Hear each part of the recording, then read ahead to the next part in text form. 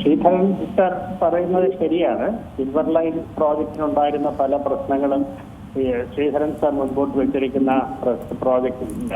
പക്ഷേ കേരളത്തിലെ റെയിൽവേ വികസനത്തെ സംബന്ധിച്ച് മുൻഗണനകൾ നോക്കുമ്പോൾ ഏറ്റവും പ്രധാനം ഇപ്പോൾ അമ്പലപ്പുഴ മുതൽ എറണാകുളം വരെ മുടങ്ങിക്കിടക്കുന്ന ഇരട്ടിപ്പ് ഡബിളിംഗ് ദ ലൈൻ അത് പൂർത്തിയാക്കുന്നതിന് ഒരനക്കവും കാണുന്നില്ല. അത് ഏറ്റവും പ്രതിഷേധാർഹമാണ്.